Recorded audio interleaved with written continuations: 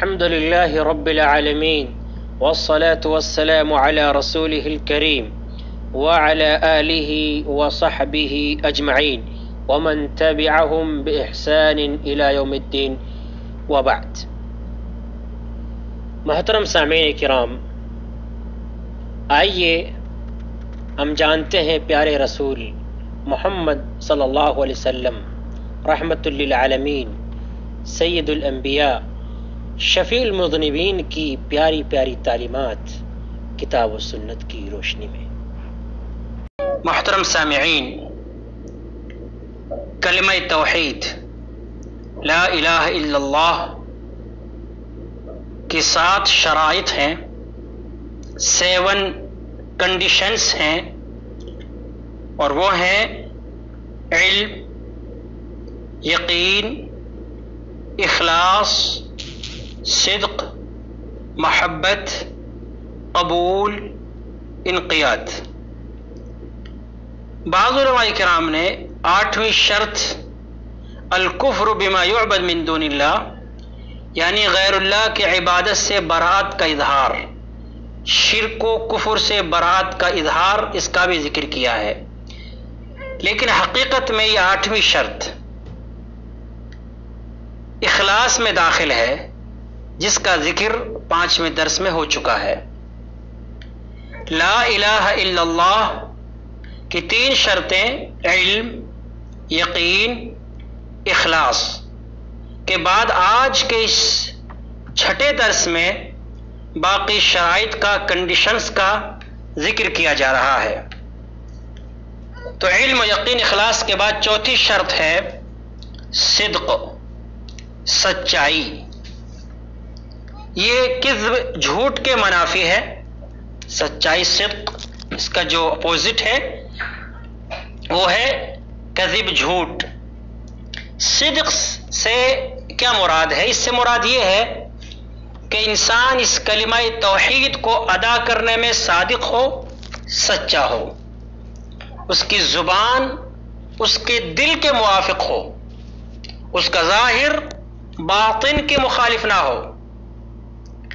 اگر کوئی شخص صرف زبان سے یہ کلمہ پڑھتا ہے، صدق دل سے نہیں، تو یہ کلمہ ایسے شخص کو کوئی فائدہ نہیں دے گا. نیز ایسا شخص منافقین کی طرح کافر ہی ہوگا، جیسا کہ اللہ رب العالمین نے منافقین کے بارے میں فرمایا یقولون بافواہہم ما لیس فی قلوبہم. آل عمران، سورہ آل عمران آیت نمبر 167، کہ یہ اپنے منہ سے کہتے ہیں وہ چیزیں جو ان کے دلوں میں نہیں، ما لیس فی قلوبہم. اور دوسری جگہ بیان فرمائے ان منافقین کے بارے میں کہ یہ منافقین اللہ کے نبی صلی اللہ علیہ وسلم کے پاس آتے تھے اور کہتے تھے کہ ہم گواہی دیتے ہیں کہ آپ اللہ کے رسول ہیں. تو اللہ رب العالمین نے ان کے جھوٹ کا ذکر کیا کہ واللہ یشہد ان المنافقین لکاذبون، کہ اللہ رب العالمین یہ گواہی دیتا ہے کہ منافقین یہ اپنی بات میں جھوٹے ہیں، صرف زبان سے دعویٰ کرتے ہیں کلمہ توحید کا. تو کیونکہ منافقین یہ کلمہ زبان سے تو ادا کرتے تھے، لیکن اس کے مدلول و تقاضے کا دل سے انکار کرتے تھے، اسی لیے ان کا ٹھکانہ کہاں ہے؟ ان المنافقین فی الدرک الاسفل من النار، سورۃ النساء آیت نمبر 145، کہ منافقین کا ٹھکانہ جہنم کے سب سے نچلے طبقے میں ہوگا. اس 4تھی شرط، کنڈیشن صدق کی دلیل حدیث سے کیا ہے؟ ہمارے پیارے رسول محمد صلی اللہ علیہ وسلم کا فرمان ہے کہ ما من احد یشہد ان لا الہ الا اللہ وان محمد رسول اللہ صدقا من قلبہ الا حرمہ اللہ علی النار، رواہ البخاری.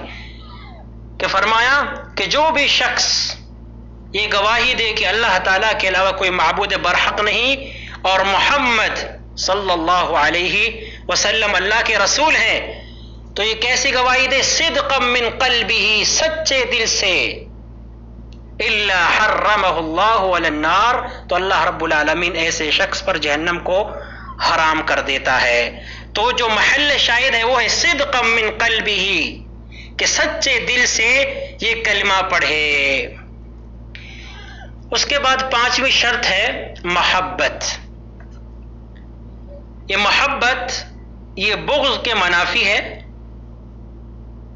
اس سے مراد کیا ہے؟ اس سے مراد یہ ہے کہ انسان اس کلمہ سے یعنی کلمہ توحید لا الہ الا اللہ سے محبت کرے، نیز اس کلمے کے جو تقاضے ہیں اس کے مطابق عمل کرنے کو پسند کرے، محبت کرے، نیز الوہیت کی حقیقت کیونکہ محبت ہی ہے اس لیے اس محبت کا بڑا اونچا مقام ہے اسلام میں۔ اگر کوئی شخص اس کلمے سے محبت نہیں کرتا بلکہ بغض رکھتا ہے تو اس کو لا الہ الا اللہ کوئی فائدہ نہیں دے گا۔ اللہ تعالیٰ نے قرآن حکیم میں فرمایا وَمِنَ النَّاسِ مَن يَتَّخِذُ مِن دُونِ اللَّهِ أَندَادًا يُحِبُّونَهُمْ كَحُبِّ اللَّهِ وَالَّذِينَ آمَنُوا أَشَدُّ حُبًّا لِلَّهِ سورۃ البقرہ آیت نمبر 165۔ کہ فرمایا کہ بعض لوگ ایسے بھی ہیں جو اللہ کے ساتھ دوسروں کو شریک ٹھہرا کر ان سے ایسی محبت کرتے ہیں، ایسی محبت رکھتے ہیں جیسی محبت اللہ سے ہونی چاہیے، اور جو اہل ایمان ہیں وہ اللہ رب العالمین سے بے حد محبت کرتے ہیں۔ تو پتہ چلا کہ مطلق طور پر سب سے زیادہ محبت اللہ رب العالمین سے کی جانی چاہیے، اس محبت میں کسی کو شریک نہ کیا جائے۔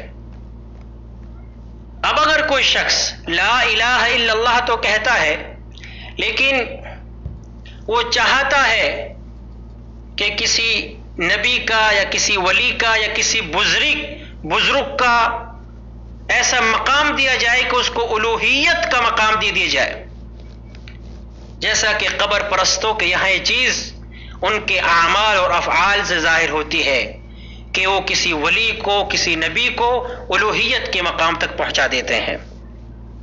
ایسے ہی لوگ قیامت کے دن اپنے گمراہ ہونے کا اعتراف اس طرح کریں گے جس طرح سے اللہ رب العالمین نے قرآن مجید میں بیان فرمایا کہ وہ کہیں گے تاللہ ان کننا لفی ضلال مبین اذ نسویکم برب العالمین سورۃ الشعراء آیت نمبر 97-98، کہ وہ کہیں گے تاللہ اللہ کی قسم یقیناً ہم تو کھلی گمراہی میں تھے، اذ نسویکم برب العالمین، ہم ان بزرگوں کو، ان ولیوں کو، ان معبودوں کو نسویکم برب العالمین اللہ رب العالمین کے برابر ٹھہراتے تھے۔ تو اس لیے ضروری ہے کہ جس چیز پر یہ کلمہ دلالت کرتا ہے اس سے محبت ہو، وہ ہے توحید خالص، کہ ایک اللہ کی عبادت کی جائے اور اللہ کی عبادت میں کسی کو شریک نہ کیا جائے، اور سب سے زیادہ محبت اللہ اور اس کے رسول سے ہو، کیونکہ جب انسان اللہ اور اس کے رسول سے محبت کرے گا تو ایمان کی لذت محسوس کرے گا، جیسا کہ فرمان مصطفیٰ ہے صلی اللہ علیہ وسلم ثلاث من کن فیہ وجد بہن حلاوت الایمان ان يكون الله ورسوله احب اليه مما سواهما وان يحب المرء لا يحبه الا لله وان يكره ان يعود في الكفر بعد اذ انقذه الله منه كما يكره ان يقذف في النار رواه البخاری۔ کہ فرمایا کہ 3 چیزیں ایسی ہیں کہ جن کے ذریعے انسان ایمان کی چاشنی، ایمان کی حلاوت، ایمان کی لذت حاصل کر سکتا ہے۔ سب سے پہلی چیز ہے کہ اللہ اور اس کے رسول اس کے نزدیک سب سے زیادہ محبوب ہوں، سب سے زیادہ اللہ اور اس کے رسول صلی اللہ علیہ وسلم سے محبت کی جائے، اور اس کے بعد انسان اگر کسی شخص سے محبت کرتا ہے تو وہ اللہ کی رضامندی کے لیے محبت کرے، نہ کہ دنیاوی اغراض، دنیاوی مصالحے کی خاطر۔ اسی طرح سے تیسری جو صفت خوبی ہے، خصالوں میں سے ایک خصلت ہے وہ ان یکرہ ان یعود فی الکفر، کہ کفر میں وہ لوٹنا اس طرح سے ناپسند کرے جس طرح سے وہ آگ میں ڈالے جانے کو ناپسند کرتا ہے، یعنی کفر اور شرک سے اس کو کراہت محسوس ہوتی ہو، ہرگز وہ اس کو برداشت نہیں کر سکتا کہ وہ مرتد ہو جائے، اسلام اور ایمان کے راستے کو چھوڑ کر کفر اور شرک کا راستہ اختیار کرے۔ تو یہ چیز اس کے اندر ہوگی وہ ایمان کی حلاوت محسوس کرے گا۔ تو کلمہ توحید سے محبت اور اس کے تقاضوں کے مطابق عمل کرنا، یہ لا الہ الا اللہ کے شرائط میں سے ہے۔